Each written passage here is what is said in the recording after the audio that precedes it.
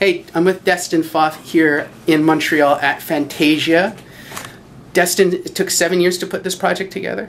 Well, it was birthed about 2 or 3 years ago, but the director and myself have been trying to make movies together for about 7 years. What was the magic moment when you knew it was actually going to be greenlit and you were going to be able to put it together?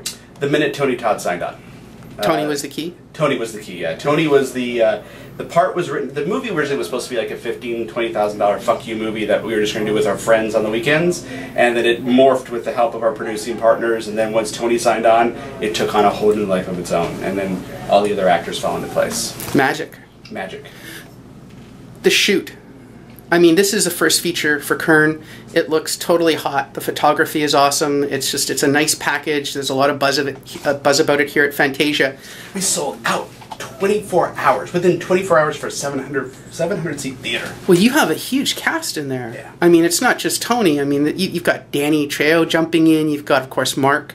You've got James Duval in there. I mean, there's a whole bunch of people I haven't even mentioned. Noah Hathaway, Sonny Chiba, Michael Biehn, Jeff Fahey, Courtney Palm. Who else do we have there? David Dastmalchian, Andy McKenzie. It's just, they're all in there. Did you believe it once people started signing on? Like, did you ever expect to have that kind of cast for this film? Absolutely not. I'm a huge, I was born in like 70s and 80s horror movies and exploitation films. These guys are all my heroes. Yeah, it's like the Untouchables of horror. It is. Yeah, we basically did like the Grindhouse Expendables. Exactly. So. That's totally cool. Now, at a certain point, did it just become a buzz and people wanted to be in this movie? Because it's just magical, the cast, and it just doesn't...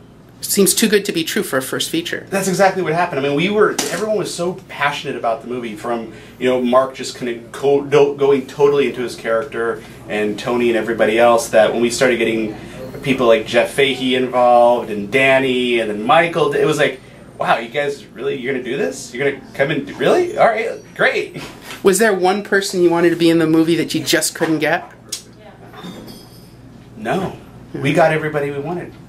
Now, why don't people interview writer-producers enough? We always go for the stars. I mean, everybody's lining up to interview Mark and Tony and Kern. Why don't people talk to the writer-producers enough? Writers are the unsung heroes of the movie industry. Once, in film, once you write a movie, you pass on. It's your mind, it's your thoughts, it's your ideas, it's your baby. But you give it to someone else, and they say it's collaborative, but a lot of times, just someone else takes it over and becomes their vision, and rightfully so. In the case of a writer-producer, and the luck that I have with this is we're completely collaborative. We're all involved with each other from even directing choices on down. Kern did a brilliant job, and he was a wonderful captain, but he had some really good first mates with him. Now, are you working with Kern on another project? Are you going to work with other people? Is it going to feel weird not being with the group if you go out that way? Kern Saxton, myself, Neil Fisher, and Suriname Saran make up a company called Assembly Line. We have a few projects in the work, including Tony Todd's directorial debut, Catalytic, 3 features from Sonny Chiba, and a few other things. I think we'd all be happy if all we did was make movies together. That's hot. That's hot. Well, thank you for the time.